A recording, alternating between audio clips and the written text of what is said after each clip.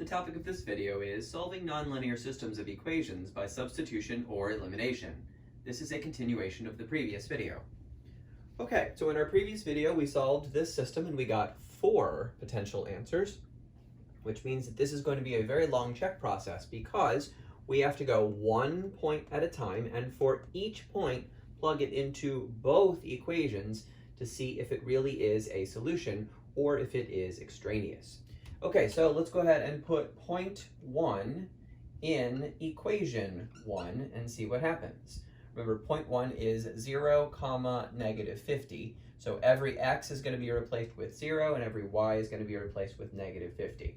So here we go. So y squared will be written as negative 50 in parentheses squared plus 49y, which will be written as 49 times 50, plus 0 squared minus 5 times 0 minus 50 equals 0. All right, I need to figure out what negative 50 squared is.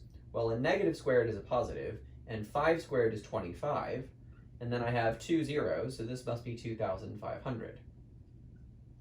All right, 49 times 50. Well, that would be 50 times 50, and then 1 less 50. So instead of 2,500, that should be 2,450. But let me just be certain. So 49 times 50, 2,450. Okay, great. Plus 0 minus 50 equals 0. So what do we get? We've got 2,500 plus 2,450 minus 50 equals 0. When we add these together, this is going to, this is a negative 50 here. Knew something wasn't right, so that makes this negative. All right, so now that we've got this corrected, then we've got 2,500 minus 2,450, which leaves 50, minus 50, which leaves 0. So 0 equals 0, and that checks. Okay, so now we want to put point 1 in equation 2.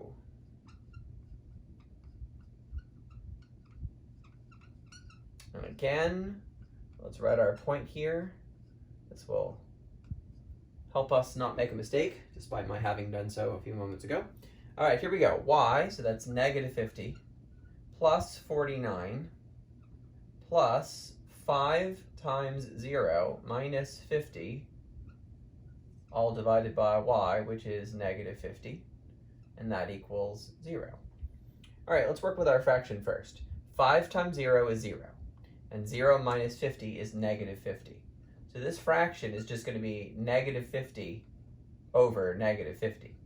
And of course, negative 50 plus 49 is negative 1. Anything divided by itself is 1. So I get 0 on the left, 0 on the right, and it satisfies equation 2. So this point is good. When we plug in that point, it is a solution of equation 1. It is also a solution of equation 2.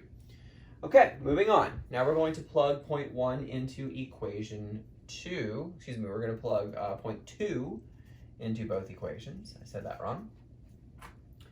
Okay, plug point 2 into equation 1 and point 2 into equation 2.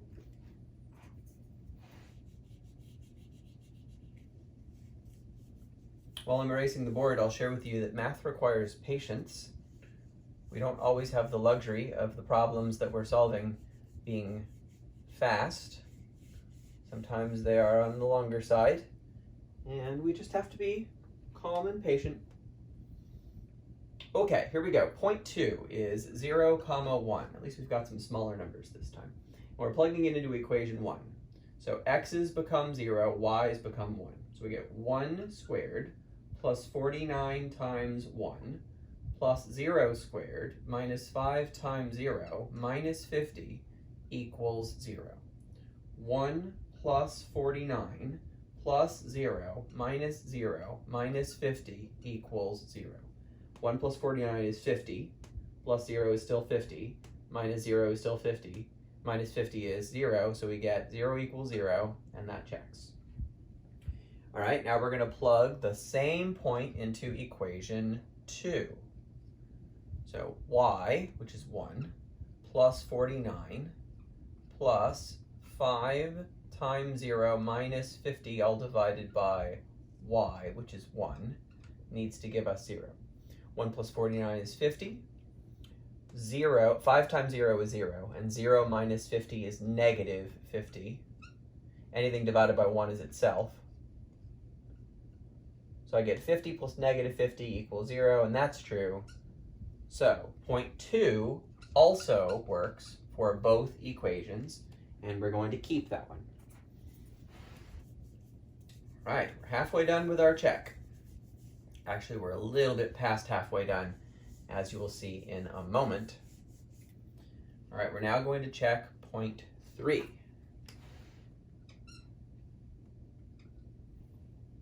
Now, I've always checked it in equation 1 first and equation 2 second, but you can do it in any order you'd like, so why not? Let's do equation 2 first this time.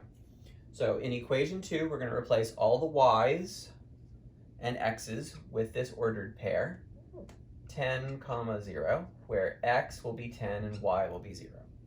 All right, so y is 0, so I get 0 plus 49 plus 5 times x, which is 10, minus 50, divided by 0. And at this point, I can stop. Division by 0 is not allowed in math. It is undefined. And for that reason, this point can be thrown away. This is extraneous. Point 3 will not be an answer to this system because y, as a denominator, cannot be 0. All right, and that brings us to point 4.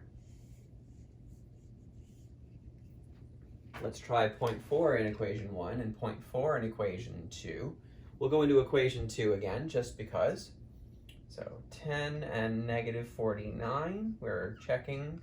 So x's become 10, y become negative 49. All right, so we have in equation 2, negative 49 plus 49 plus 5 times 10 minus 50, all divided by negative 49 equals 0. Well, negative 49 plus 49 makes 0. 5 times 10 is 50, minus 50 is 0. 0 divided by negative 49 is 0. And I get 0 plus 0 equals 0, which is true, and that checks. All right, let's try the same point in equation 1. Again, x is replaced by 10, y is replaced by negative 49. So I have negative 49 squared plus 49 times negative 49 plus 10 squared minus 5 times 10 minus 50 equals 0. I ran out of room there. All right, I need to do a little calculator math. So 49 squared is 2401. So therefore, negative 49 squared will also be 2,401. 49 times negative 49, of course, is going to give me the opposite. So then this is minus 2,401. Plus 10 squared, which is 100, minus 5 times 10, which is 50, minus another 50 equals 0. So 2401 minus 2401, that's 0. 100 minus 50, that's 0. And 0 plus 0 equals 0, so it checks. And this point is also a solution to our system. All right, so this was a very long checking procedure. So let's talk about how we might be able to be thoughtful and shorten this procedure in the future. Why is it that point 3 was no good, but the other points were okay? Well, in this particular problem, the thing that you want to pay attention to, the moment you see it, is this right here. That fraction that had a variable down in the bottom. That was indicative that we might have an extraneous solution in this particular problem because it tells me that the value of my variable, y, is not allowed to be 0. You similarly want to pay attention to if there are any square roots in your equation. Okay, that completes this rather long problem.